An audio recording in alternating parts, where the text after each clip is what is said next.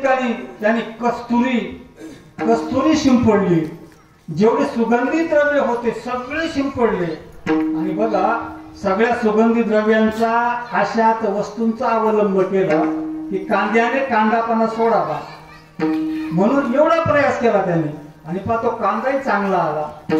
आता एवढे मोठे कांदे आपल्याला निघणार आहे म्हणून मंत्र्याच्या हस्ते उद्घाटन करू असं ठरवलं.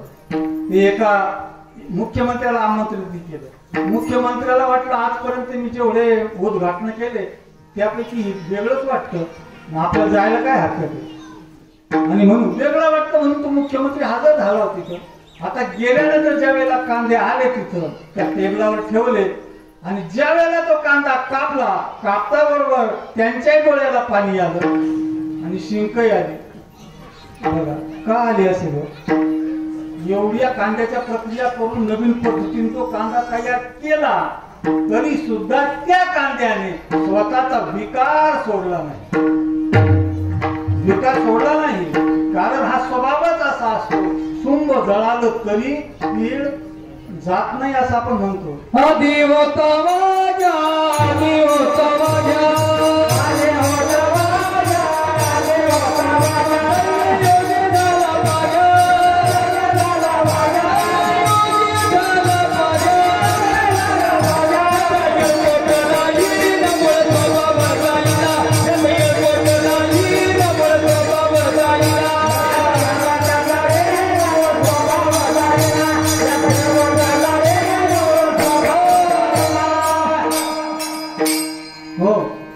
स्वभाव जो आहे ना तो काही केल्या जात नाही.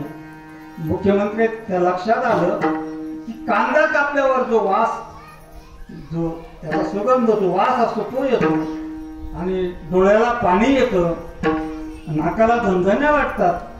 मग ज्याने या कांद्यावर एवढे प्रक्रिया केल्या होत्या ना त्यांनी विचार केला तो एवढ्या प्रक्रिया करून एवढे सुगंधी द्रव्य टाकून या कांद्याला कस्तुरीचा मळवट मी भरला, किती महाग असतो ती कस्तुरी. एवढा मोठा खर्च याच्यासाठी केला तरी या कांद्याने कांदा पण सोडलंच नाही. बघा माझा सांगायचा आशय हा आहे की हा कांदा एवढा विकारी आहे, त्या विकाराला निर्विकार करण्याची क्षमता सावता महाराजांच्या मध्ये होती. म्हणून कांदा मुळा भाजी अवघी विठाबाई माझी.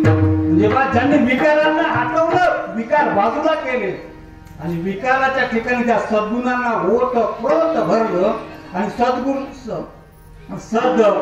त्या गुणांनी सद्गुणांनी ओतप्रोत झालेलं ते अंतःकरण त्याला सर्वात्मक भगवंताची जाण व्हायला लागली. आणि मग अशा त्या संत शिरोमणी सावता महाराजांना सर्वात्मक भगवंताचा अनुभव यायला लागला. आणि म्हणून त्यांना तो मळा विठ्ठल पायी गोलीला गळा. बघा विठ्ठलाच्या पायी अर्थात त्यांचं जीवन असं एवढं मोठं विशाल झालेलं होतं. संकुचित स्वरूपाचं राहिलं नाही, विषयाचं जीवन झालेलं असतं. वसुधैव कुटुंबकम असं जीवन झालेलं होतं. अशा जीवनामध्ये संत सावता महाराज विराजमान आहेत, आरूढ आहे. बघा तुम्ही आम्ही देवाकडे जाण्याचा प्रयास करीत असतो. तुमचं आमचं सगळं जे काही चाललं आहे ते देवाकडे जाण्याचे प्रयत्न असतात. पण सावतोबांच्याकडे देव आला. बघा म्हणजे बघा तुमच्या आमच्या जीवनात काय फरक आहे. संत सावतोबांच्याकडे देव होऊन आले आणि तुम्हाला आम्हाला देवाकडे जावं लागतं. त्यांनी त्यांच्या जीवनात असं काय केलं? असं त्यांनी एवढंच केलं, त्यांनी त्यांच्या जीवनामध्ये निष्काम कर्मयोगाचं आचरण केलं. निष्काम. तुमचं आमचं जीवन सकाम आहे. सकाम जीवनाला तिलांजली दिल्यानंतर ते निष्काम जीवन त्यांचं सुरू झालेलं असतं. आणि आपल्याला माहिती आहे जर ते जनकाचा अवतार आहे, जनक राजा निष्कामच होते ना. त्यांना कुठली आशा होती मी तिला या जळू द्या, मी तिला जळाली असेल तर. म्हणजे त्यांचाही अवतार आहे. जो पेंद्या आहे, पेंद्याने सर्वस्वाचा त्याग करून एका भगवंताला आपला साथ करण्याचा प्रयास केला. भगवंताशी सख्यत्व मित्रत्व निर्माण केलं. त्या पेंद्याचा अवतार हे आहे ना. यांच्या जीवनात हेच होणार ना. निष्काम कर्मयोगाचं आचरण त्यांनी केलं आणि ही विशेषता आहे त्यांच्या जीवनाची. तुम्हाला आम्हाला देवाकडे जावं लागतं आणि देव होऊन त्यांच्याकडे येतो. आणि बघा, देव येतो त्यांच्याकडे आणि नुसताच येत नाही हो देव. देव तिथं आल्यानंतर त्यांना काम सुद्धा करू लागतो. काय काम करतो देव? काय काम करतो देव त्यांच्याकडे आल्यानंतर?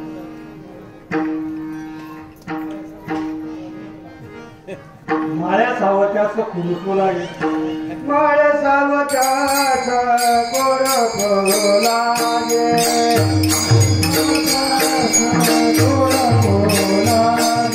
माळ्या सावत्याच खुरपू लागे.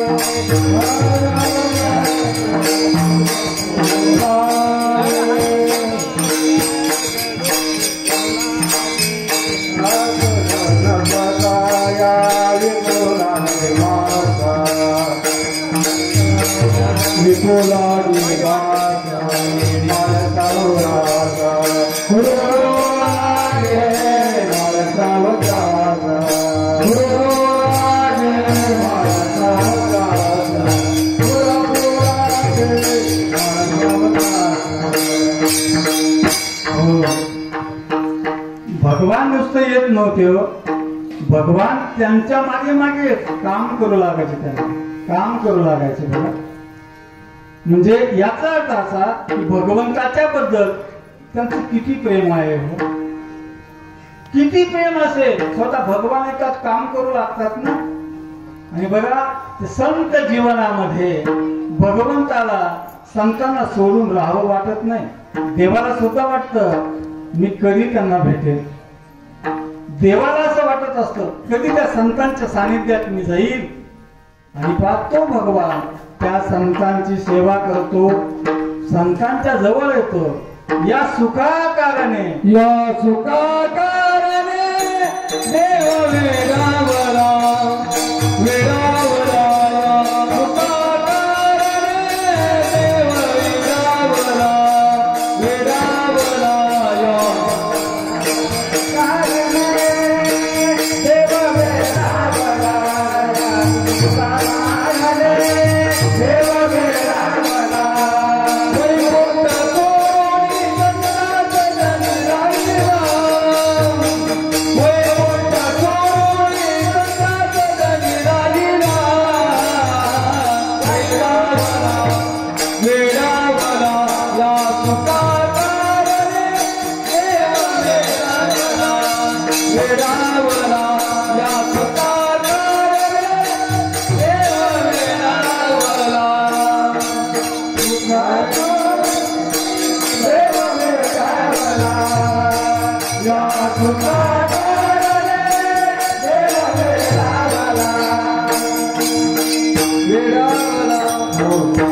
देव वेडावतो, त्याला वैकुंठात राहणं आवडत नाही. देवी लक्ष्मी एवढी जवळीक, तेही न देखे या प्रेमाचे सुख, माते कृष्ण स्नेहाचे पीक यातेची हाते. लक्ष्मी सारखी जवळ असणारी देवी लक्ष्मी एवढी जवळीक, तेही न देखे या प्रेमाचे सुख, माते कृष्ण स्नेहाचे पीक यातेची हाते. पहा, म्हणजे देवाला लक्ष्मी आवडत नाही, बलराम दादा आवडत नाही, मग कोण आवडतं? देवाला भक्त आवडतात. भक्त का आवडतात? कारण भक्त भगवंताचं भजन करतात, नामस्मरण करतात, भक्त देवाचं भजन करीत असतात. मग भक्त जिथं गातात ना तिथं मी असतो. माझे भक्त गाती जेथे, नारदा मी उभा तेथे. जिथं माझे भक्त माझा गुणानुवाद करतात ना, मला बाकीचं काही आवडत नाही, त्याच्याकडे जाणंच आवडतं. आणि मग काही झालं तर मी तिथं गेल्याशिवाय राहतच नाही. विठ्ठल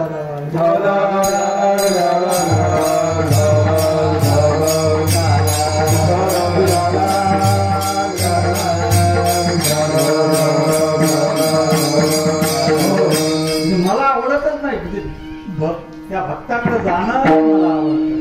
आणि पहा, असे ते भक्त, असे संत सावतोबा आहेत की देवाला सुद्धा वाटतं त्यांच्याकडे जावं, सावतोबाच्या मळ्यात जावं, काम करू लागावं, त्यांच्या जवळ राहण्याचा जो काही आनंद असतो तो काही वेगळा असतो. देवाला वाटतं असं, तुम्हाला आम्हाला वाटणं काय विशेष. अहो एवढा देव या सुखाकारणे तो वेडा झालेला असतो. संतांचं सानिध्य लाभावं म्हणून देव त्या ठिकाणी येतो. जसं सांगायचं झालं तर आपल्याला माहिती आहे की भगवान नामदेव राहायला म्हणतात, नामदेवा हे बघ आपण थोडस लपंडावीचा खेळ खेळू. पण देवालाही कधी कधी असं वाटतं. का वाटत असं त्याचं कारण वेगळं असू शकतं. नामदेवरायांना म्हणतात ते नामदेवा जरा आपण लपंडावीचा खेळ खेळू. नामदेवराय म्हणतात नामदेवाला थोडा अहंकारच झालेला होता. तुम्ही म्हणा नामदेवरायांना अहंकार झालेला होता. हो, नामदेवरायांचा अभंग आहे, अहंकाराचा वारा न लागो राजेसा माझ्या विष्णुदासा भाविकासी. जे नामदेवराय म्हणतात की अहंकाराचा वारा न लागो, त्या नामदेवरायांना अहंकार आला. बघा हे भगवंतांनी जाणलं आणि भगवंतांनी जाणल्यानंतर त्यांना म्हणतात की आपण लपाछपीचा खेळ खेळू. नामदेवाला वाटलं काय देवा तुम्ही कुठं लपणार, काय करणार, मी तेव्हा तुम्हाला शोधून काढील ना, काय विशेष त्यात, काय अवघड आहे असं. आणि असं असलं असतं भगवान म्हणाले ठीक आहे. ज्ञानदेव माऊलींनाही बोलून घ्या म्हणे. माऊलींनाही बोलवलं आणि माऊलींनाही हे दर्शवायचं होतं. काय दर्शवायचं होतं, माऊलींच्याकडे अथांग ज्ञान होतं. ज्ञानाचा सागर, ज्ञानाचा सागर, ज्ञानाचा सागर, ज्ञानाचा सागर.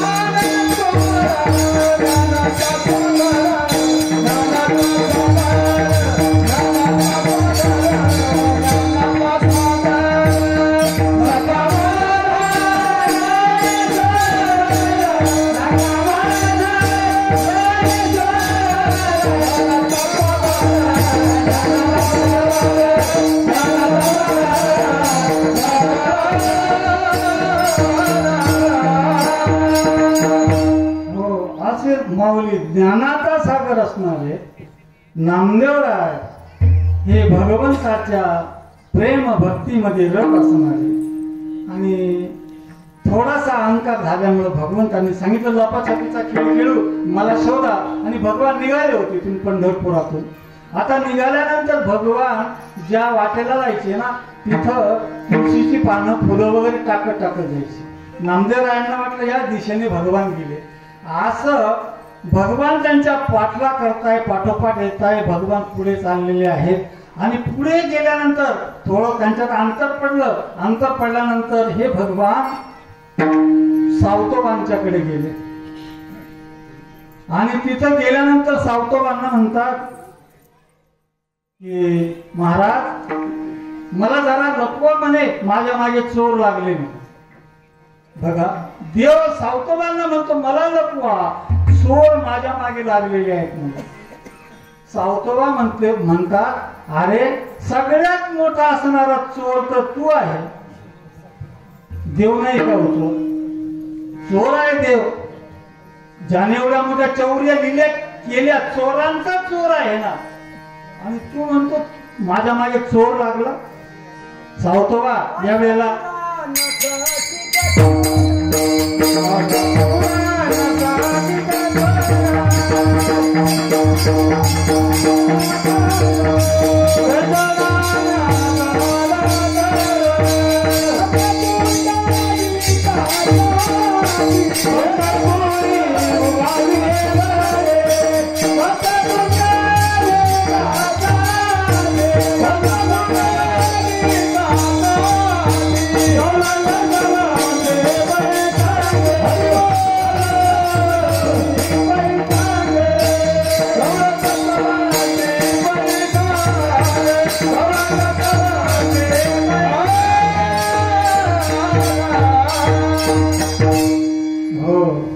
सावतोबाच्या वेळेला म्हणतो तुम्ही पुराण प्रसिद्ध चोर आहात आणि तुम्ही असं म्हणता तर भगवान म्हणतात सावतोबा ही वेळ हा वादविवाद करायची नाहीये म्हणे. आणि मग चोरच माझ्या पाठीमागे लागली, लवकर लपव ना.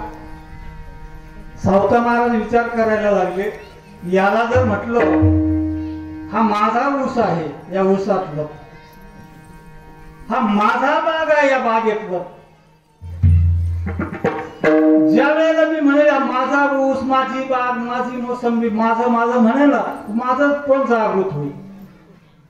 त्यांना विचार पडला, जो भगवान नामदेवरायाला अहंकार झाला होता माझ्यासारखा भक्त मीच आहे, मी देवाला खाऊ घालतो, देवाला दूध पाजू शकतो, हा अहंकार झालेला होता. आणि मी जर म्हटलं की माझ्या ऊसात लपा, माझ्या बागेत लपा, तर मलाही अहंकार झाल्यासारखं होईल ना. सावतोबा विचार करायला लागले, आता याला लपवायचं कुठं, जवळच विळा पडलेला होता.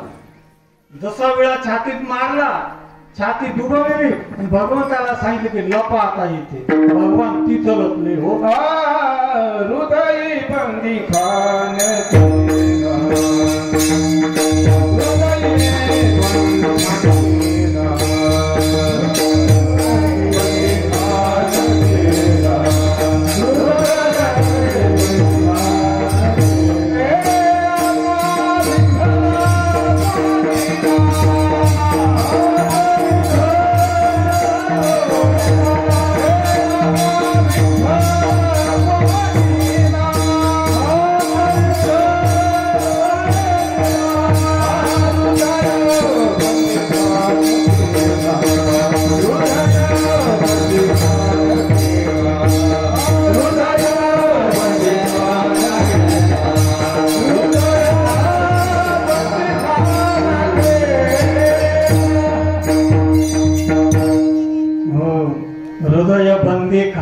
केला आत विठ्ठल कोंडीला. सावता महाराजांच्या अंतःकरणामध्ये, त्या छातीमध्ये, हृदयामध्ये, पोटामध्ये भगवंताला साडविला दाता.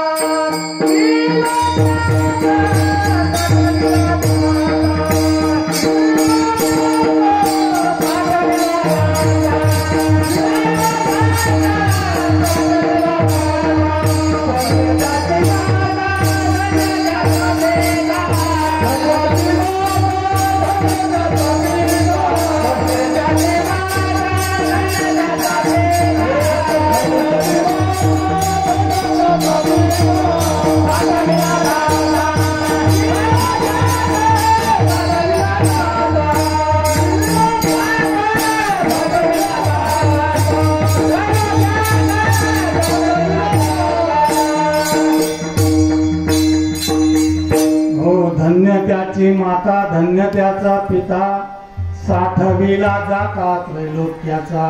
हा त्रैलोक्यनाथ भगवान पांडुरंग त्यांच्या अंतःकरणामध्ये, हृदयामध्ये, छातीमध्ये साठविला हरी जी हृदय मंदिर. त्यांनी त्या हृदय मंदिरामध्ये त्या पांडुरंगाला स्थानापन्न केलं. आणि स्थानापन्न केलेलं आहे बघा, भगवान स्थानापन्न केले झाले आतमध्ये. आणि त्यांनी तो शेला अंगावर घेतलेला आहे सावतोबांनी, आणि बसलेले आहे त्या ठिकाणी. तिथं बघा भगवंत आतमध्ये साठवलेले आहेत. कोणता चोर यांच्या पाठीशी येतो आहे म्हणून बघतायत ते. तेवढ्यामध्ये नामदेवराय आलेत, माऊली आलेत. आणि बघा जी फुलं आणि तुळशीची पानं जिथं जिथं पडत होती त्या वाटेने हे आले. त्या वाटेने येत येत तिथपर्यंत आले. ते पानं आणि फुलं पडलेली वाट तिथपर्यंत त्यांना दिशा दर्शवित होती, इथपर्यंत आलोय म्हणून. पण इकडं तिकडं बघतात तर कुठंच नाही. आणि महाराज तर आपल्या समोर उभे आहेत, कुठेही पांडुरंग कुठं गेला. मला वाटलं होतं मी लवकर शोधील त्याला, पण नाही. तो अनाकलनीय परमात्मा आहे, आपल्या आकलनाच्या पलीकडचा आहे. मला कसा शोधता येईल तो आता. आणि पहा नामदेव ते सावतोबांच्या जवळ आहेत, सावतोबांना विचारत आहेत. इथं भगवान आलेला तुम्ही पाहिला का, तुम्हाला तो दिसला का. तेवढ्यामध्ये वाऱ्याची झुळूक आली, आता पण आली. आणि बघा ती वाऱ्याची झुळूक आल्यामुळं काय झालं, त्यांच्या अंगावरचा शेला बाजूला झाला. सावतोबांच्या अंगावरचा शेला बाजूला झाला आणि बाजूला झाल्यानंतर जेव्हा भगवंताला अंतःकरणामध्ये आपल्या हृदयामध्ये छातीमध्ये स्थानापन्न केलं ना तर भगवंताचा पितांबर थोडासा बाहेर होता.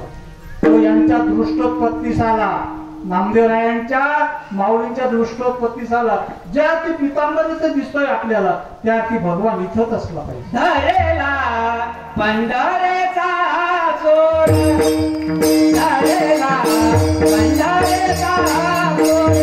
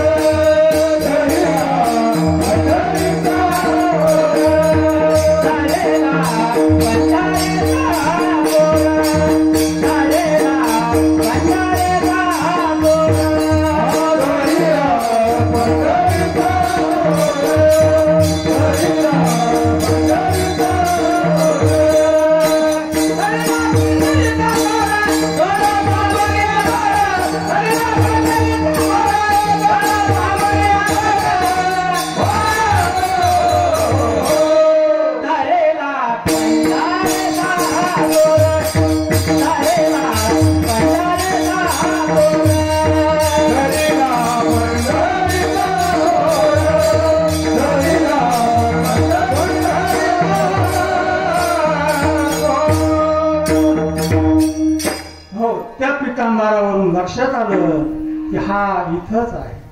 आणि पहा त्या पितंबराला धरून त्यांनी ओढलं, भगवंताला बाहेर काढलं आणि मग सावतोबा म्हणतात की नामदेवा तुम्हाला थोडा अहंकार झाला होता, तुम्ही म्हणतात अहंकाराचा वारा, पण तुम्हालाच कसं काय वारा लागला? मग तुम्ही असं म्हणा पण तुम्हालाच तो वारा लागावा हे रुचित नाही ना.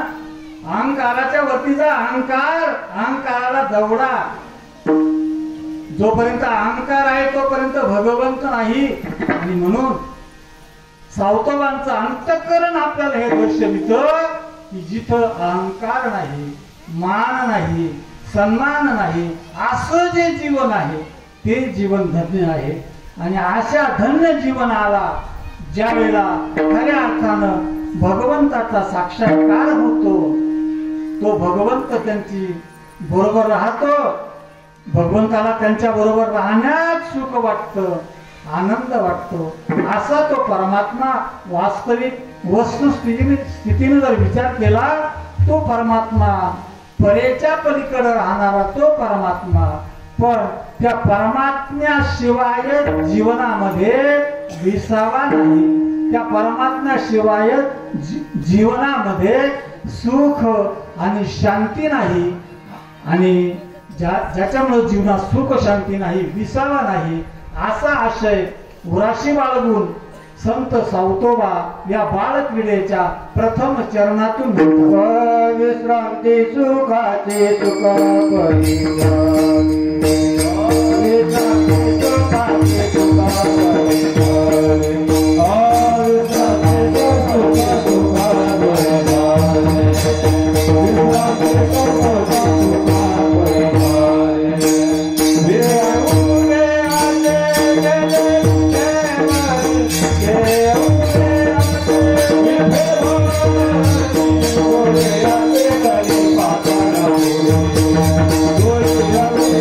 Thank you.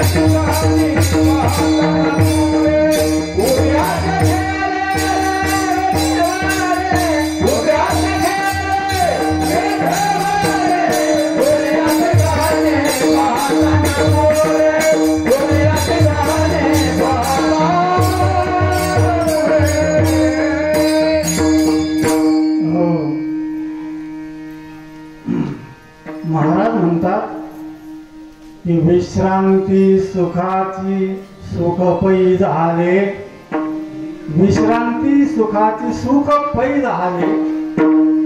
आणि तो भगवान पंढरीनाथ त्या विटेवर उभा आहे हे दर्शविता त्या पहिल्या चरणातून. म्हणजे बघा, जो पंढरीनाथ विटेवर उभा आहे त्याच्याकडे जाण्यातच जीवाला विसावा आहे, त्याच्याकडे जाण्यातच खरं सुख आहे. आणि असा तो परमात्मा आहे.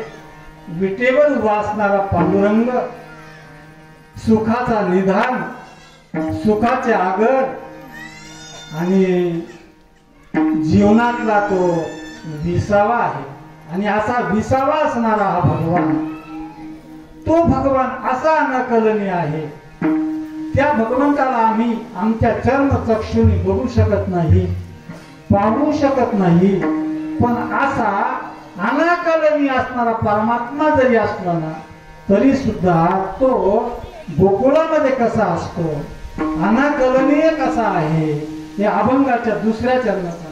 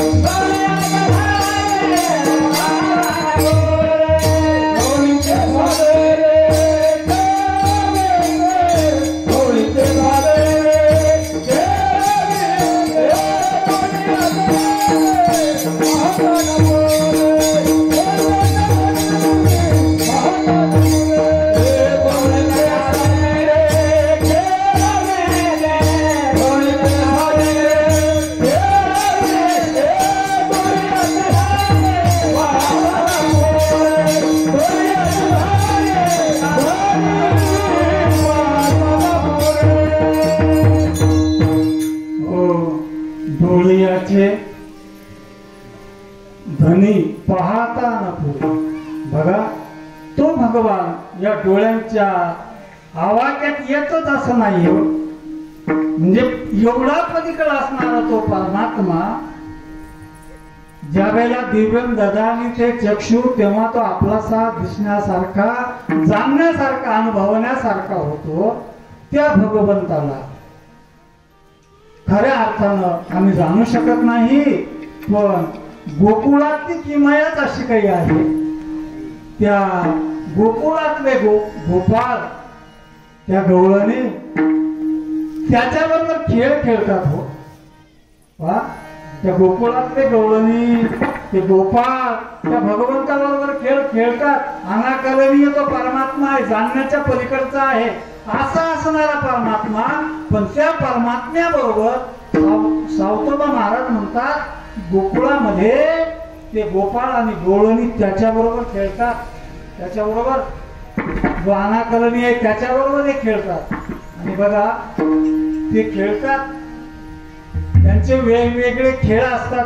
त्या खेळामध्ये ते पारंगत असतात, खेळत असतात. पहा, असा भगवान त्यांच्याबरोबर खेळत असताना खेळता खेळता भगवंताला जी मुळात जी सवय होती ती सवय जागृत झालेली असताना भगवंत पुढे काय करतात, कशाची चोरी करतात, या अभंगाच्या तिसऱ्या भगवान कळे